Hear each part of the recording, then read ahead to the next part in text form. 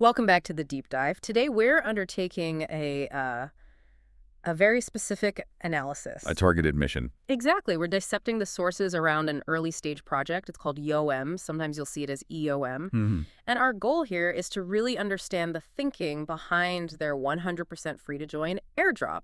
We want to go beyond just the simple steps. Right, because what's fascinating is what YOM actually is.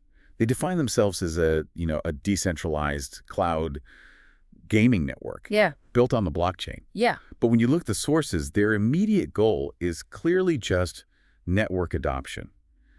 The airdrop is less about distributing tokens and more of a massive user bootstrapping tool. Okay, so let's get into the early indicators then. The sources all stress this sense of urgency, They do. saying you need to join super early because the real user numbers are still pretty low. But at the same time, the project has this huge social footprint. What was it, 161,000 followers on X? Yeah, it's wild. And that's with only 100 grand raised in early funding. So that tells you the momentum, the valuation.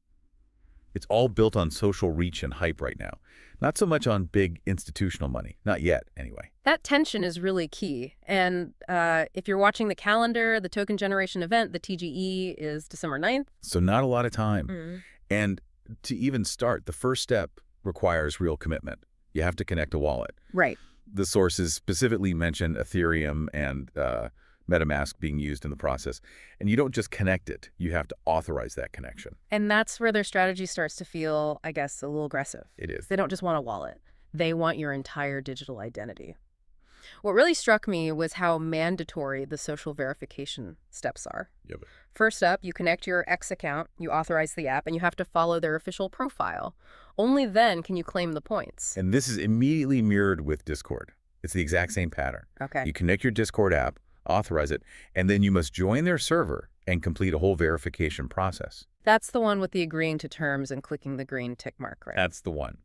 And if you zoom out, it tells you they need 3 things from you right away. Proof that you're human, broadcast reach through X, and a closed community on Discord for retention. So once you've handed over that whole identity stack, the main demand becomes consistency. Right, it's an anti-bot measure, really. The sources really hammer this home. They emphasize the daily check-in option to claim daily points. You simply have to come back every day. That's the metric that separates real interest from a bot that just signs up once. Yeah. And beyond that, they use a content task for forced viral marketing. Ah, the tweet sharing task. Yeah, exactly. You have to share a specific tweet about the project, copy the link to your tweet, and then paste it back on their platform to get more points. And that didn't go smoothly for everyone. I remember one of the sources mentioned a user hit an error on that step. Which is a good reminder, this is all still early Web3 stuff. There's going to be a little bit of technical friction. And the final piece is, of course, the accelerator, the referral link. Of course. Standard practice, you grab your link, share it with friends, get a few extra points. It's just leveraging your network to grow their base even faster. So what does this all mean for you, the listener? We've analyzed the exact steps you need to take. But more than that, we've broken down their strategic playbook.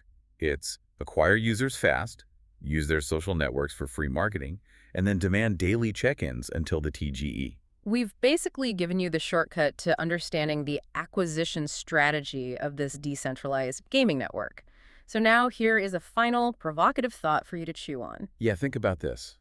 If the value of these early crypto opportunities is tied so directly to how fast people sign up to mass participation, what does it mean that participation in a decentralized network depends so heavily on you giving immediate authorization to centralized mainstream platforms like X and Discord? Something to consider as you proceed. We'll catch you on the next deep dive.